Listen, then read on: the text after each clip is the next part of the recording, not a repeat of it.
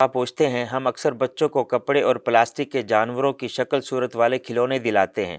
تاکہ ان کھلونوں سے بچوں کو کھیلنے کے ساتھ ساتھ لرننگ یعنی سیکھنے میں بھی مدد ملے۔ ایسے میں رہنمائی فرمائیں، کیا ہمیں ایسے کھلونے بچوں کو متعارف کروانے چاہیے یا نہیں؟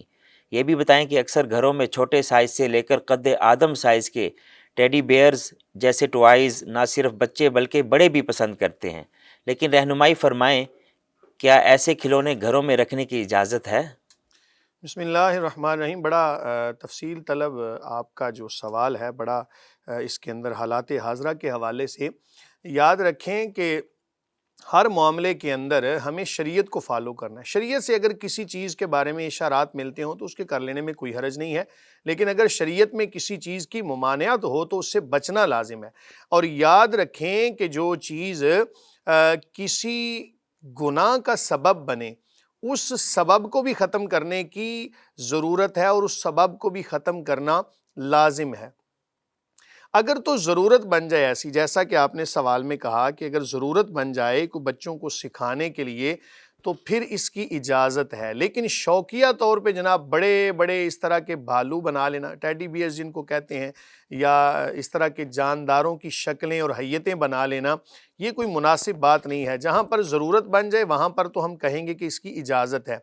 سیکھنے کے لیے کوئی مدد ملتی ہے، یا جس طرح آپ دیکھتے ہیں کہ 1122 ادارہ ہے یا کوئی بھی ایسا ادارہ کہ جو مریضوں کی دیکھ بھال کے لیے انہوں نے کچھ ایسی چیزیں بنائی ہوتی ہیں، اس پر ان کو سکھا رہے ہوتے ہیں کہ اس طرح آپ نے مریض کو ٹریٹ کرنا ہے، اس طرح اگر اس کی سانس بند ہو جائے تو اس طرح اس کے سینے کو دبانا ہے۔ تو اس طرح جب ضرورت بن جائے تب تو جائز ہے، لیکن ایسے ہی شوقیہ طور پہ جناب بڑے بڑے جانداروں کی شکلیں بنا لینا یہ کوئی مناسب بات نہیں ہے، یہ لغویات کے اندر آئے گا، فضولیات کے اندر، اور پھر اس کی وجہ سے توجہ بھی بٹے گی۔ اور ظاہر ہے کہ جب یہ چیزیں گھر کے اندر ہوں گی تو اگر جانداروں کی تصویر کے حکم کے حوالے سے ہم دیکھیں،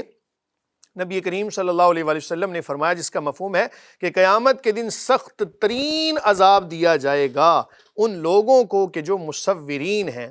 جو شکلیں بناتے تھے۔ یہ شکلیں بنانے کے زمرے میں ہی آئے گا، اس سے پرہیز کرنا ضروری ہے، اور اللہ تعالیٰ کی رحمت سے دوری کا یہ سبب ہے، اس لیے اس سے حتی الامکان بچا جائے، جہاں ضرورت بنے وہاں پر مناسب مقدار میں ان کا استعمال کر لیا جائے۔ ایک حدیث مبارکہ ہمیں ملتی ہے کہ حضرت اماں عائشہ الصدیقہ عفیفہ رضی اللہ عنہا، آپ نے گھر کے اندر نا وہ کپڑے کی چھوٹی چھوٹی گڑیا بنا کے رکھی ہوئی تھیں، تو وہ گڑیا وہ بھی کوئی ایسی اس کی حیت اور شکل نہیں ہوتی تھی کہ جناب اس کے اوپر کوئی بال لگے ہوئے ہیں، اس کی پوری کوئی شکل بنی ہوئی ہے۔ ویسے بچوں کو کھلانے کے لیے آپ نے اگر روئی کا کوئی چھوٹا سا پتلا بنا لیا، اور وہ پتلا ایسا نہیں کہ جس کی شکل کوئی واضح ہو رہی ہو، ویسے اس کی جناب کوئی اس طرح کی حیت بنا لی، تو اس میں کوئی شرعی قباحت نہیں ہے، چونکہ اس کے آثار ملتے ہیں شریعت مطہرہ سے۔ بچوں کو کھلانے کے لیے پرانے زمانے میں خواتین نا پٹولے دیا کرتی تھیں، چھوٹے چھوٹے کپڑوں کے ٹکڑے، اور انہی کے ساتھ بچے خوش ہو جایا کرتے تھے۔ آج تو عجیب زمانہ آ گیا جناب، بچوں کو بڑے سے بڑا کھلونا بھی دیں تو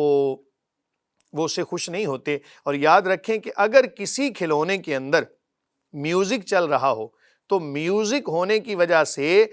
وہ چیز جائز نہیں ہوگی، اس سے بچنا لازم ہوگا۔ چابی والے کھلونے ہوتے ہیں، ان کے اندر میوزک ہوتا ہے، اور ایسے ہی بس بچے جناب اسی کو سن کے خوش ہو رہے ہوتے ہیں۔ یاد رکھیں کہ اگر بچوں کو ہم نے آج ہی میوزک پہ لگا دیا تو بڑے ہو کے وہ ڈانس ہی کریں گے، اور کیا کرنا ہے انہوں نے۔ اس لیے ذرا اس سے اجتناب کریں، شریعت مطہرہ کے معاملات کے مد نظر۔ بچوں کے لیے تو وہ تو مکلف نہیں ہے، اعمال کے میوزک اگر سن لیتے ہیں ان کے لیے کون سا گناہ ہوگا، وہ تو جائز ہونا چاہیے۔ اگر خود سن لیں گے تو گناہ گار نہیں ہوں گے، اگر ہم انہیں سنائیں گے تو پھر ہم اس گناہ میں برابر کے شریک ہیں۔ ایک ہے بچے کا خود عمل کرنا، بچہ خود کوئی عمل کر رہا ہے، وہ مکلف نہیں ہے، ہم تو مکلف ہیں نا، ہم نے تو اس کو سکھانے کے لیے جناب،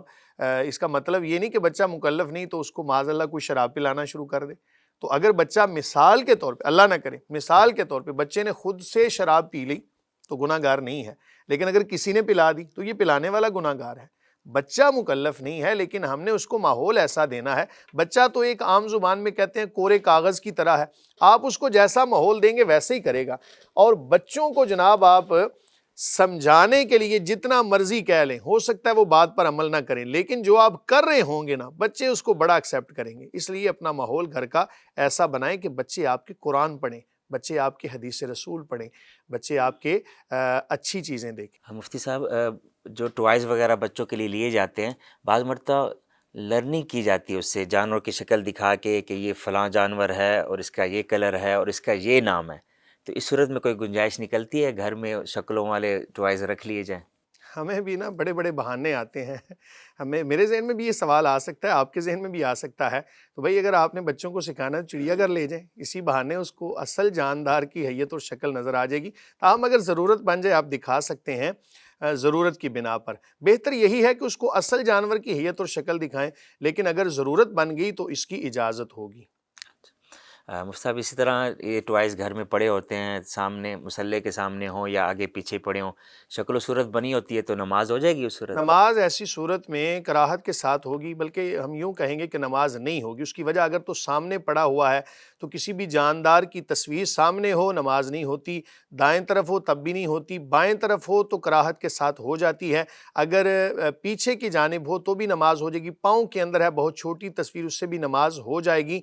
لیکن اگر ایسی صورتحال بن جائے تو آپ یہ کریں کہ ان کے اوپر اس دوران میں کپڑا ڈال دیں تاکہ آپ ہر قسم کی کراہت سے بچ جائیں۔ یاد رکھیں جو بھی چیز نماز کے اندر توجہ کے بٹنے کا باعث بنے اس کو دور کرنے کا حکم ہے۔ چھوٹی سی تصویر ہو ٹوائز پر، بالکل مدھم سی، پھر تو جائز ہوگی نا؟ اگر تو وہ دور سے دیکھنے میں اس کی حیت اور شکل وہ واضح نہیں ہوتی تو ایسی صورتحال کے اندر کوئی قباحت نہیں ہے، لیکن اس کو بھی بہرحال محو کر لینا چاہیے، اس کے اوپر کپڑا ڈال دینا چاہیے۔ جی مفتی صاحب، اگلا سوال سکر سے رحیم بخش چانڈیو پوچھتے ہیں کہ ایک رشوت خور حرام مال کھانے والا شخص اپنے پیسوں سے حج و عمرہ کرے تو کیا قبول ہوگا؟ کیونکہ عام طور پر کہا جاتا ہے کہ جس کو بلاوا آئے وہی جاتا ہے، اس بارے میں رہنمائی فرمائیں۔ بسم اللہ الرحمن الرحیم، یقیناً یہ بات ایسے ہی ہے کہ جس کو بلاوا آتا ہے وہی جاتا ہے۔ اب یہ جاتا کیسے ہے یہ اس پہ ڈیپینڈ کرتا ہے۔ اللہ تعالیٰ نے جب انسان کو پیدا فرمایا تو اس کے پیدا کرنے کے ساتھ ہی اس کا رزق بھی لکھ دیا۔ اب یہ رزق کو کیسے حاصل کرتا ہے یہ اس پہ ڈیپینڈ کرتا ہے۔ جو رزق ملنا ہے جناب وہ مقدر میں جو لکھا جا چکا ہے نا، وہ کسی نہ کسی بہانے سے ضرور ملے گا۔ اب اگر تو اس کو حرام کر کے لیتے ہیں تو اپنے اوپر ہمارے اپنے اوپر ہے وہ، اس لیے حلال کمائیں، حلال کھائیں، حلال کو ہی استعمال کریں۔ اور یہ کہنا کہ جناب اس سے حج اور عمرہ کرنا، اگر کسی نے ایسے پیسوں سے حج اور عمرہ کیا تو گناہ گار ہوگا، کیونکہ لا تقبل صلاۃ بغیر طہور ولا صدقۃ من غلول او کما قال علیہ الصلوۃ والسلام۔ ترمذی شریف کی پہلی حدیث ہے یہ کہ کریم آقا علیہ الصلوۃ والسلام نے فرمایا کہ بغیر طہارت کے جو ہے وہ نماز قبول نہیں اور حرام مال سے صدقہ قبول نہیں۔ اب صدقہ سے مراد ظاہر ہے کہ جو اللہ تعالیٰ کی بارگاہ میں پیش کریں گے وہ حلال مال ہونا چاہیے۔ اس کی مثال یوں سمجھیں کہ ہمارے پاس کوئی بندہ جناب بڑی اعلیٰ پیکنگ کے اندر کوئی چیز لے کر آئے اور اس کے اندر کوئی ہلکی سی چیز ہو، کوئی مرغی کے پر کسی نے رکھ دیے، ایسے ہی کاٹ کے، مردہ مرغی تھی اس کے پر کاٹ کے رکھ دی، بہت اچھی اوپر پیکنگ کر دی، ہمارے پاس لے کے آئے گا تو ہم اس کو کیا کہیں گے؟ ہم کہیں گے یار تم نے ہمارے ساتھ مزاق کی، صرف مثال سمجھانے کے لیے، اس کی کوئی حقیقت نہیں ہے۔